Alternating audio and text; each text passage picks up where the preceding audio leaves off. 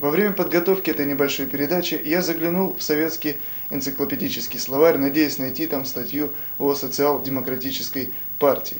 Таких статей оказалось, кстати, несколько, но все они рассказывали о социал-демократических партиях Германии, Финляндии, Дании, каких угодно стран, но только не России. Между тем, социал-демократия в России имеет давнюю традицию, имеет свою историю, которая была прервана с приходом большевиков к власти. Но сегодня наш разговор не об истории, а о современности. Социал-демократическая партия России была воссоздана в мае этого года, а недавно, в конце октября, в Свердловске прошел второй программный съезд Социал-демократической партии России. В нем принимал участие и представитель нашего города Александр Гаврилович Дегтярев, бригадир управления Севзапстальконструкция. Он уже давал интервью нашей информационной программе «Всякая всячина», ну а сегодня я предлагаю вам познакомиться с этим человеком, с его взглядами и с программой Социал-демократической партии России поближе. На второй съезд Социал-демократической партии России была представлена программа, разработанная правлением партии, разработчиками, и была утверждена на этом съезде. Вот, объем довольно-таки большой, историческая необходимость создания партии, местоположение России в настоящее время в государстве, необходимость экономических изменений, все это заставило создавать и принимать свою программу. Основные расхождения по этой программе были, в экономическом плане. Так к согласию и практически не пришли, потому что съезд в этом случае был почти на грани раскола. Одни резко выступают за частную собственность, другие выступают резко за так называемую общенародную собственность. И поэтому был принят рабочий вариант, который еще требует большой доработки соглашения.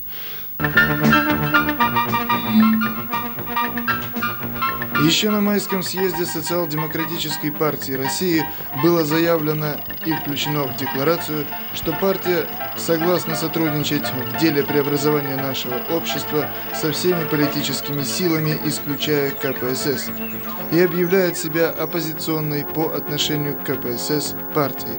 Девизом социал-демократии является триада – свобода, справедливость, солидарность. Количество делегатов съезда было, большое, а практически со всех регионов страны, начиная от Петропавловска-Камчатского и кончая нашими западными границами. Представлены были все регионы, может, где-то в каких-то районах и городах и небольшие еще ячейки, но они все равно были представлены на съезде. Поэтому съезд получился очень представительным. Было очень много представителей из военно-промышленного комплекса, то есть непосредственно занимающихся на этих оборонных объектах и все прочее. То есть уже тут не искаженная информация, а чистая информация та поступает, которая есть на самом деле. Был создан военно-промышленный комитет, потому что в преддверии приватизации военно-промышленный комплекс должен претерпеть очень серьезные изменения, и некоторые отрасли вообще не способны будут принять какое-либо деятельное участие в этой конверсии. То есть ни само оборудование, ни сама оснастка не приспособлены для производства какой-либо другой продукции. Скажите, а много ли на съезде вашей партии было рабочих? Я бы не сказал, что там много было рабочих, но съезд представлял в основном интеллектуальную элиту нашего общества. То есть в основном там кандидаты, доценты, доктора наук, профессора. Из программных документов Социал-демократической партии России. Деятельность съезда народных депутатов РСФСР, местных советов, новая хозяйственная деятельность, ряд других фактов свидетельствует о выходе на политическую арену новой социальной группы, культурных слоев гражданского общества. Эта группа несет в себе начало инициативы, предприимчивости, самостоятельности, трудолюбия, подлинной профессиональной квалификации, свободомыслия и свобододействия. Перспективы ее влияния связаны с моральными, профессиональными и социально-культурными личными качествами, а не просто с обладанием собственностью или местом в общественном производстве.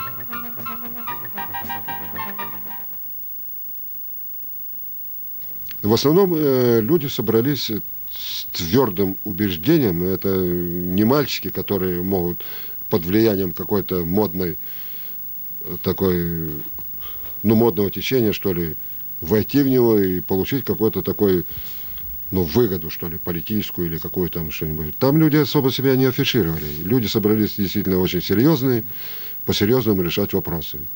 Интеллектуальный уровень очень высок. Вот мне понравилось выступление студента полиграфического института города Ленинграда. Он привез альтернативную программу, но эта программа была настолько изящна, настолько красива, настолько глубоко продумана и разработана, что она вошла в состав нашей программы партии, и этот студент был избран в руководящие органы партии. Я думаю, что в коммунистической партии такого практически невозможно. По крайней мере, я таких прецедентов не знаю. А вот съезд высказал какое-то отношение к Компартии на данном этапе и к руководству Союза, к советскому правительству. Да. Причем не только, а именно лейтмотивом как раз-то и звучала чисто антикоммунистическая направленность съезда, то есть создание организации оппозиционной коммунистической партии. Значит, нашло на съезде подтверждение принятая демократической России отставка центральных органов власти, создание коалиционного правительства доверия тех республик, государств, которые пожелают создать новый союз. Короче, съездом признано так, что Советский Союз в нашем понимании, в старом понимании уже и практически не существует. Из программных документов Социал-демократической партии России. Вот итог 70-летнего беспощадного эксперимента над народом России. Разорена богатейшая страна, народ ее ввергнут в нищету.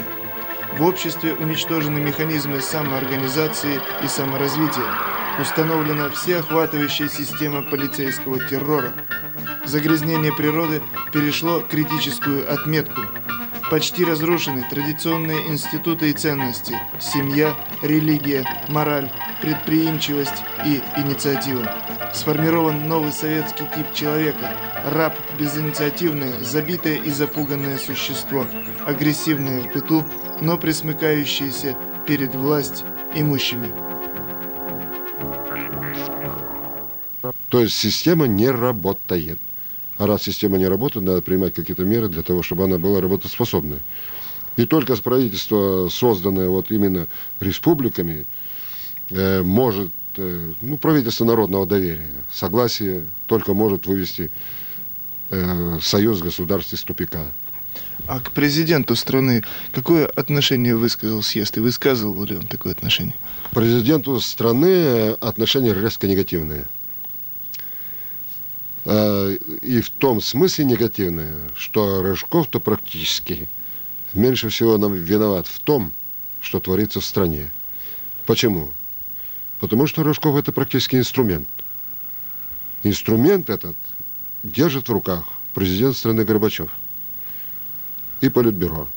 Практически правительство не избиралось, никем не утверждалось. Оно было подано Политбюро, находится под контролем Политбюро, хотя и партия заявляет коммунистическая, что она отходит от власти, но это далеко не так. Потому что КПСС первичная, а все другие органы управления, они непосредственным инструментом КПСС являются.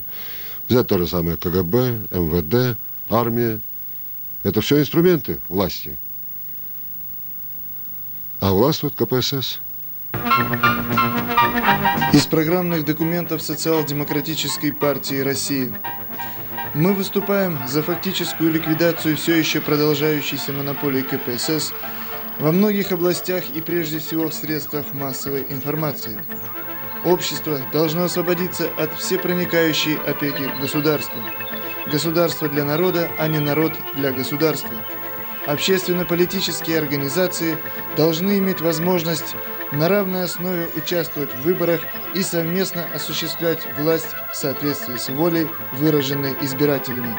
Организации политических партий не могут существовать в органах государственной власти, МВД, КГБ, прокуратуре, суде, общественных средствах массовой информации и в детских учебных заведениях. Необходимо обеспечить последовательное разделение властей в обстановке развала старых структур и проведения кардинальных реформ. Особенно важным становится формирование сильной, пользующейся доверием народа власти.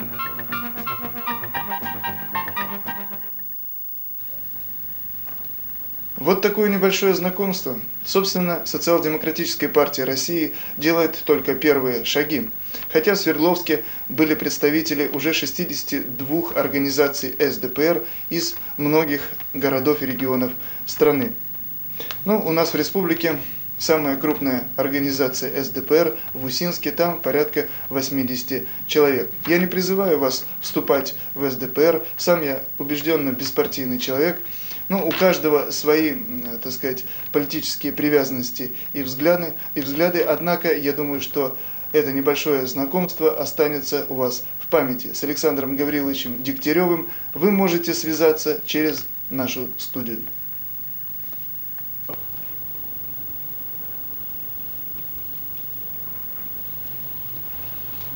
Несмотря на то, что книга Бориса Ельцина «Исповедь на заданную тему» выдержала уже несколько изданий в нашей стране, она все еще пользуется большим читательским спросом и является дефицитом. И вот этот дефицит решил восполнить Союз журналистов Коми СССР. Недавно подписана в печать книга, выходящая под эгидой нашего Союза журналистов. Подробности о этой книге и о том, как она издавалась, я прошу сообщить председателя правления Союза журналистов Коми СССР Александра Васильевича Ульянова.